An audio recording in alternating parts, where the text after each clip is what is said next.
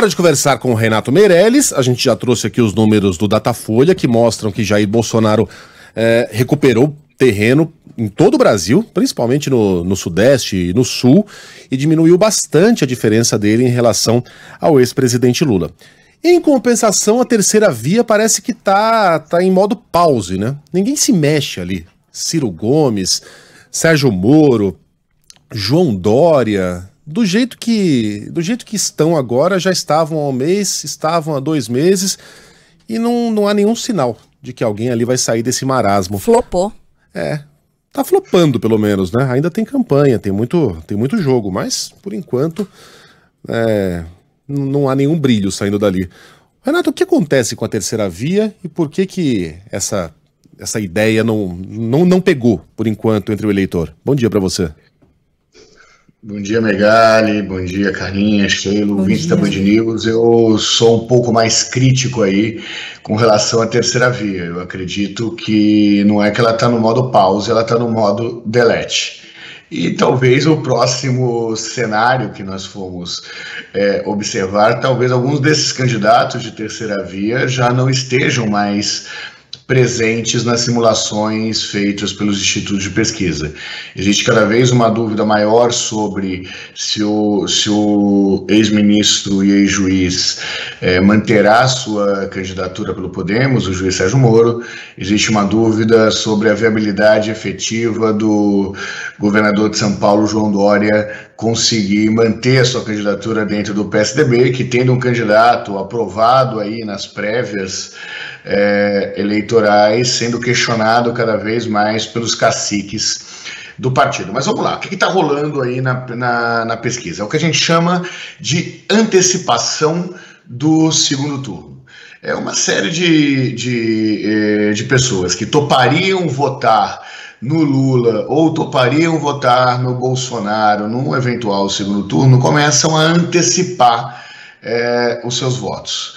São pessoas que muitas vezes estavam entre as pessoas do voto nulo, branco, indeciso, que começam a migrar para essas candidaturas, um rabicho aí das candidaturas mais ligadas à centro-direita, que aí, como diz todas as matérias e a cobertura, deu uma sobrevida à candidatura do atual presidente Jair Bolsonaro, ou deu um fôlego maior aí na candidatura do Jair Bolsonaro. Isso mostra que as duas estratégias feitas pela candidatura, Megali, estão fazendo sentido.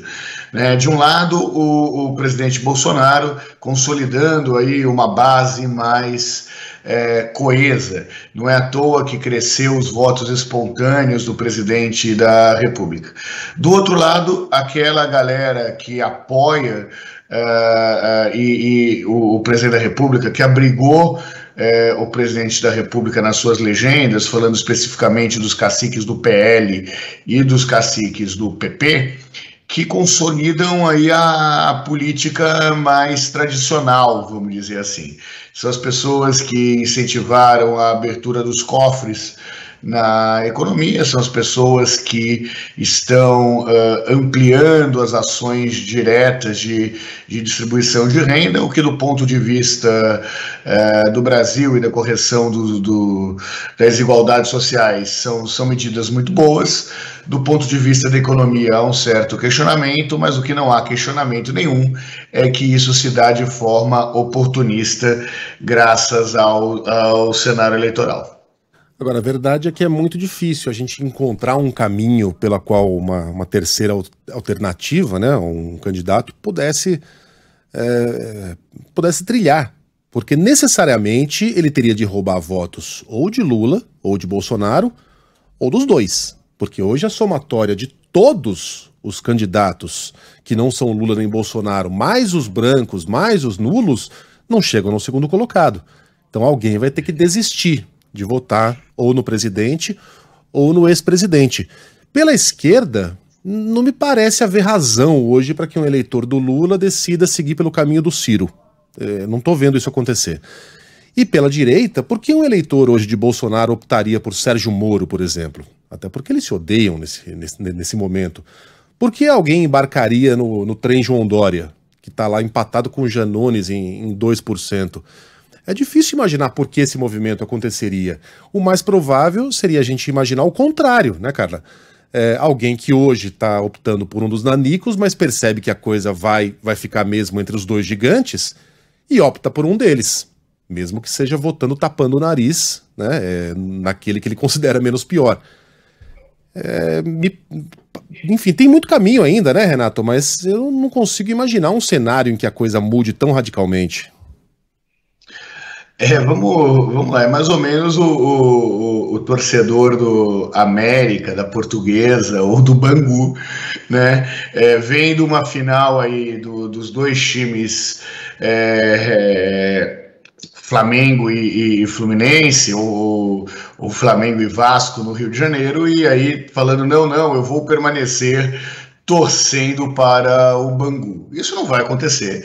A tendência é diminuir cada vez mais os candidatos da terceira via, e tem um indicador que essa pesquisa reforça, bastante interessante, Megali, em que é a consolidação dos votos espontâneos. O voto espontâneo, para o ouvinte da Band News lembrar, é aquele voto em que você, sem mostrar alternativas das candidaturas para o entrevistado, para o eleitor, pergunta em quem que você vai votar e o cara responde de bate-pronto aí em quem ele vai votar. Esse talvez seja o indicador de maior consolidação de voto que existe. O que diz esse indicador? Que hoje mais da metade dos brasileiros indicam espontaneamente que votarão no Lula ou no Bolsonaro. Em 2018, os dois primeiros que lideravam a pesquisa não chegava aí no voto espontâneo a 28% nessa altura do campeonato. Não chegava a 26% em 2014. Ou seja, o que nós estamos querendo dizer com isso? O eleitor já está com os votos muito mais consolidados do que em outros momentos da história do Brasil. Isso coloca que em condições normais de temperatura e pressão, dificilmente esse cenário se modificará muito. Com Bolsonaro vai crescer mais um pouco, Lula vai cair mais um pouco, mas fora isso o cenário não vai mudar. Agora vale lembrar sempre que a história do nosso país não é de um processo eleitoral que ocorre em condições normais de temperatura e pressão. Nós já tivemos o Plano Cruzado, nós já tivemos quando o caso Lunos, quando a ex-governadora e ex-senadora Rosiane Sarney liderava a corrida eleitoral e a Polícia Federal invadiu o escritório do seu então marido.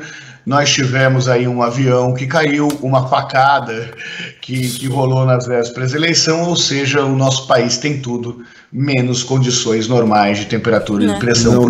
Quem sabe o que vai acontecer, Renato, não fala em facada, não fala em avião, não, que seja suave. Já tá difícil como é, que não venham muitos soluços para dificultar ainda mais esse 2022.